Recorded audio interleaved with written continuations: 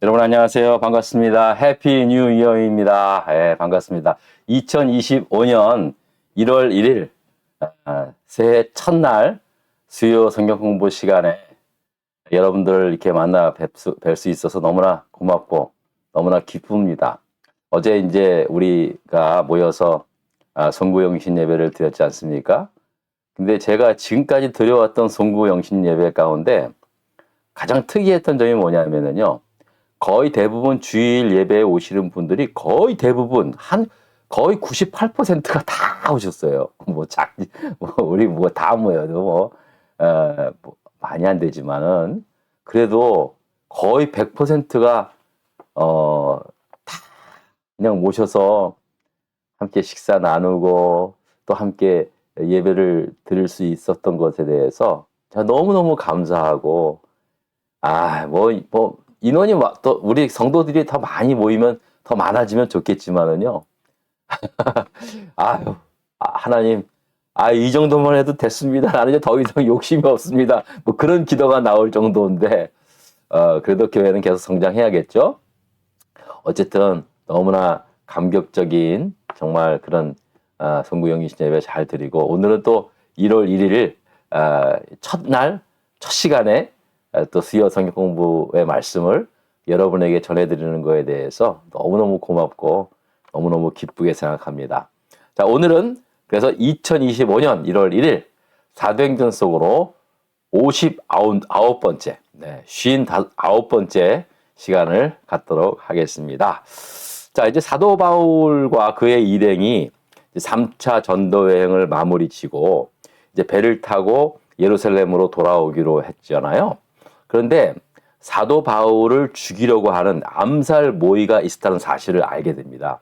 그래서 배를 타고 가려던 그 계획을 취소하고 고린도 도시가 있었던 그 아가야 지방에서 원래 배를 타고 가려고 했는데 다시 빌립보를 거쳐서 육지로 해가지고 아시아 대륙을 통해서 이제 예루살렘으로 가려고 했던 겁니다. 그래서 이제 돌아가서 이제 빌립보를 거쳐서 이제 드로아로 가지 않습니까? 참고로 이 드로아라는 곳이 어떤 곳이냐면은 사도 바울이 2차 전도 여행 가운데 드로아라는 그 항구 도시에서 환상을 보지 않습니까? 근데 마게도냐 사람 한 사람이 와서 우리를 도우라라는 그 환상을 보고 사도 바울은 원래 이 아시아 지역, 지금의 이란 그쪽 이 북쪽 지역으로 그쪽 지역으로 이제 전도 여행을 가려고 했던 것을 취소하고 이제 유럽으로 향하게 되는, 그래서 세계가 변하는 그런 아주 중요한 기독교 역사 가운데는 사실은 기독교의 어떤 그 물줄기를 갈라놓은 그런 역사적인 장소이기도 하죠. 이 드로아로 다시 이제 돌아가게 됩니다. 자, 이 드로아에서 앞서 떠난 일행들이 있었잖아요. 이제 사도 바울을 죽이려고 했던 그 암살 모의 때문에 이들도 이제 함께 그냥 다 다닐 수가 없어서 미리 이제 가서 이제 일종의 이제 사도 바울의 신변을 염려하는 사람들이 미리 가서 드로아에서 이제 자리를 마련하고 그 뒤에 이제 사도 바울이 도착을 했습니다. 그래서 이제 그곳에서 한 일주일 동안 머무르게 되죠. 자, 그런데 사도 바울은 그 드로아에서 사실은 좀 쉬어야 되는데 쉬지는 못하고 이제 사도 바울은 여기서 떠나면 이제 다시는 돌아올 수 있을까라는 이제 생각이 드는 거예요. 아마 본인 생각으로는 아마 이제 다시는 이 드로아에 올 수 없겠다라는 생각을 해서 그런지 몰라도 그곳에서 열정적으로 쉬지 않고 하나님의 말씀을 전합니다. 근데 너무 이제 불이 붙어서 그랬는지 몰라도 밤중 늦게까지 이제 말씀을 전하지 않습니까?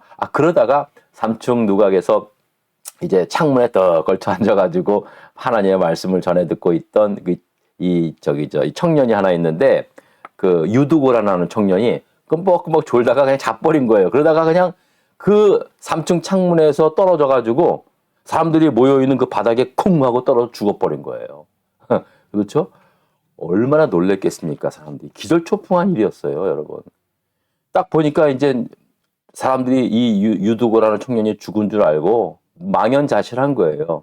여러분, 그때 얼마나 시험 들었겠어요. 세상에 우리가 예배드리고 있는데 하나님 말씀 전해 듣고 있는데 갑자기 이 사람이 죽어나니 얼마나 시험 들었겠어요. 얼마나 낙심했겠어요. 또 사실은 사도 바울에게 있어서요 절대로 좋은 소식이 아닙니다. 아예 청년이 예외 도중에 자기 말씀을 자기가 설교하는 그 말씀을 듣다가 졸다가 떨어져 죽게 되었다. 이게 이제 소문으로 퍼지면은 사도 바울도 사실은 앞으로 복음 전도 사역에 있어서 굉장히 큰 걸림돌이 될 수 있었던 그런 사건이기도 했다는 것입니다. 예? 자, 그런데 어떡합니까? 사도 바울이 그 죽은 청년의 시신 앞에 사서 거기서 그 청년을 엎드려서 앉지 않습니까? 그러면서 여러분 그냥 안 하겠습니까? 기도했죠. 하나님, 이 청년 살려주세요. 이 청년 살려주세요. 하나님께서 이 불쌍한 청년 살려주세요. 아마 안고 모르긴 했어도 사도 바울이 굵직한 눈물방울을 흘렸으라고 저는 그렇게 믿어요. 네?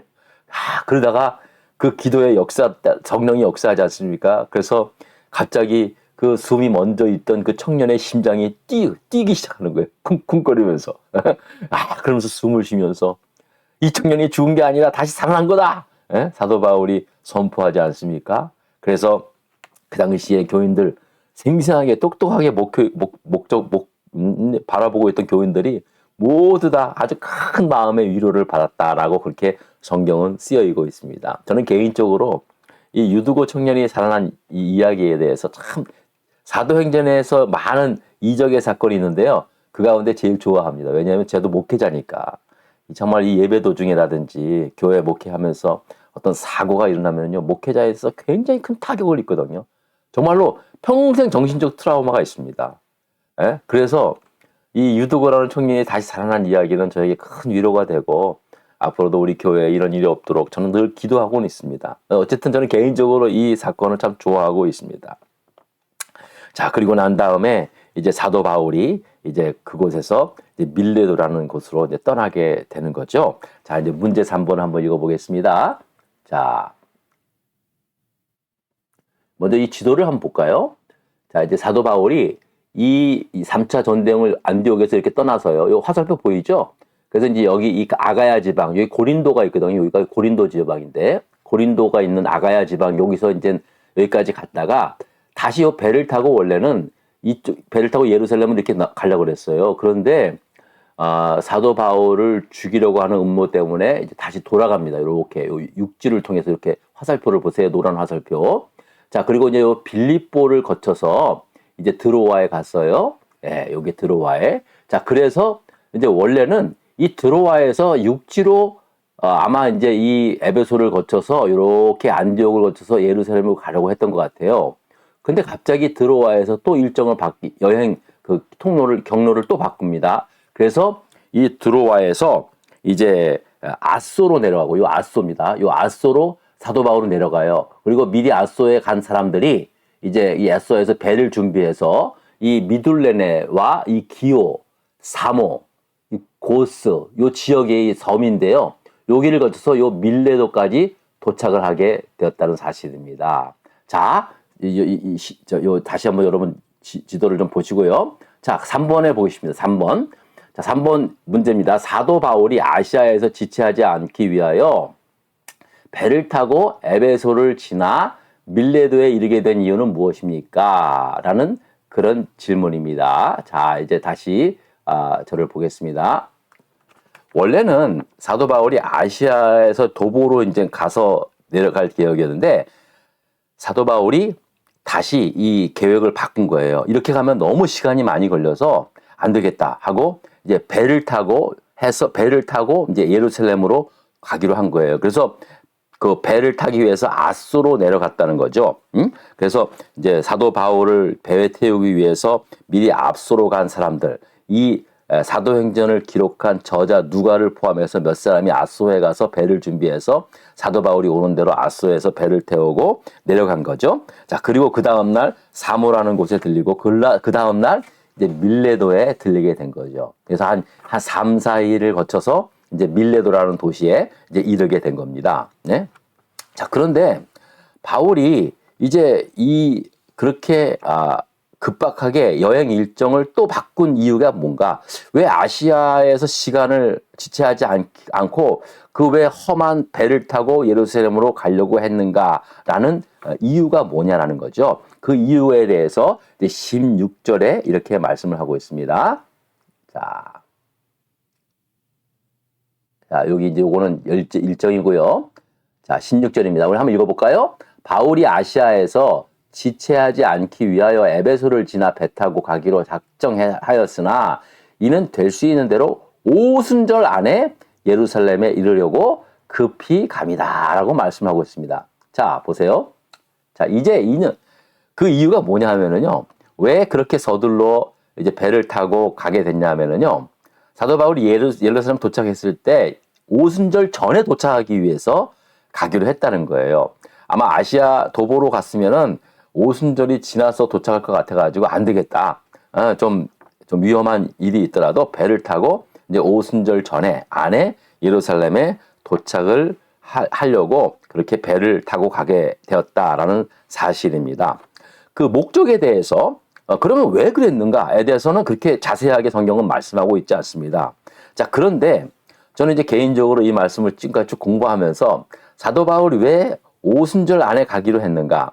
이 오순절이라고 하는 그 절기에 이제 그 이유가 있다고 저는 그렇게 보고 있는 거예요. 이 오순절은요, 이 유대 백성들 가운데 유대 사람들한테 칠칠절이라고도 하는 굉장히 중요한 명절이기도 했습니다. 그래서 이 오순절날 이 3대 명절 중에 하나이기 때문에 많은 유대 사람들이 와서 하나님의 제사를 지내는 그런 오순절 날이거든요. 근데 이 예루살렘에 있었던 예루살렘 교인들에 있어서 오순절은요, 그냥 유대 절기가 아니었어요. 그날에 무슨 일이 있었습니까? 사도행전 2장에 보면 오순절날 마가의 다락방에 모여있는 12명의 120여 명의 제자들에게 각각 성령이 임함으로 말미암아 성령 강림의 역사가 나타나지 않습니까? 그전에도 물론 성령이 역사하셨지만은 그 오순절날 나타난 성령의 역사는 각각 개인적으로 하나님의 성령이 비둘기같이 임재하여서 마치 불의 형상과 같은 모습으로 임하여서 성령의 역사하는 거예요. 그리고 그 성령이 강림하심으로 말미암아 이제 그때부터 오순절날 초대 교회, 초대 예루살렘 교회가 시작되었던 날이기도 했던 것입니다. 그러니까는요, 이 당시에 이 오순절 절기는요, 그저 유대 사람들한테는 뭐 그냥 유대 명절, 3대 명절 중에 하나이기도 하지만 예루살렘의 그리스도인들한테는 오순절은 곧 성령 강림절이라는 거예요. 그래서 성령 강림절이고 또 오순절날 임하신 성령으로 말미암아 교회가 시작했기 때문에 많은 그리스도인들에게 있어서는요, 이날이 바로 교회가 시작한 날이었고 이 날을 통해서 예수 그리스도의 생명의 복음이 땅끝까지 이르러 세계적으로 이제 세계 가운데 그 복음이 전파되는 그런 시작된 날이기 때문에요. 이 오순절 날은 그 당시에 예루살렘 교인들에게 있어 지금도 성령 강림절 날 가지고 우리가 큰 이제 절기 예배를 드리는데요. 그 당시에 초대 예루살렘 교인들에게서 오순절은 가장 큰 그 당시에 초대교회가 기념해야 할 가장 큰 그러한 기념일이었다는 것이죠.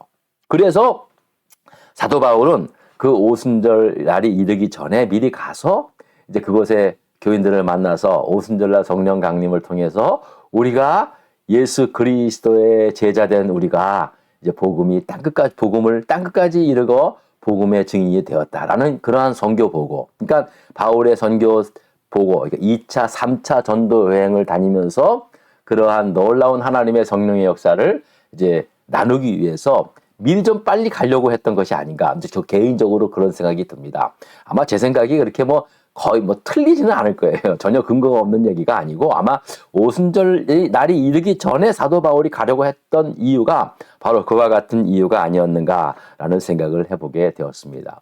여러분, 저는 이 말씀을 이렇게 보면서요, 어떤 이제 그 마음의 그 은혜를 받았냐 하면은요, 때로는 주의 일을 하다가 보면은 천천히 하나님의 인도하심을 따라 하나님께서 이제 움직이게 하시는 그 길을 가야 할 때가 있는 거죠. 그러나 또 어떨 때는요, 이 사도 바울처럼 가는 계획까지도 다 포기한 채 서둘러 또 행해야 할 때가 있다는 거죠. 물론 이것은 사람마다 다르죠. 그러나 항상 중요한 건 타이밍인 거예요. 타이밍을 잘 볼 수 있어야 되는 거예요. 그러면서 여러분, 우리 교회 2025년에 있어서 이 새해를 맞이했는데요. 이때 이제 올해 2025년도 우리 교회가 앞으로 해 나가야 할 그런 어떤 그 일이 무엇이고 또 우리가 어떤 그 때를 만난 것 같은가? 이제 그런 전 생각을 해봤고 여러분한테 묻고 싶습니다. 여러분, 우리 교회가 어떤 때인 것 같습니까? 저는요, 물론 뭐 거창하게 뭐 말씀드릴 수 있지만요, 저는 그냥 그렇게 뭐 거창하지도 않습니다.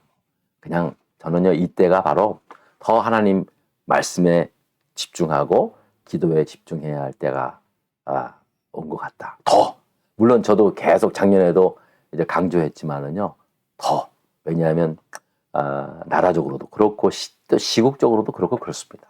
참 어렵고 힘든 때를 만나고 있는데 진짜로 우리가 해야 할 것은 하나님의 말씀에 귀 기울이고 또 더 기도해야 할 때가 더 우리에게 온 것 같아요. 2025년에는 더 하나님 말씀을 사모하고 더 여호와를 알고 힘써 여호와를 알고 그리고 더 많이 기도할 수 있는 그러한 2025년도 한 해가 되기를 다시 한번 그렇게 기도하고 있습니다. 여러분 아무쪼록 이제 새해 더욱더 건강하시고요. 성령 충만한 새해 되시기를 기도하겠습니다. 해피 뉴 이어 감사합니다.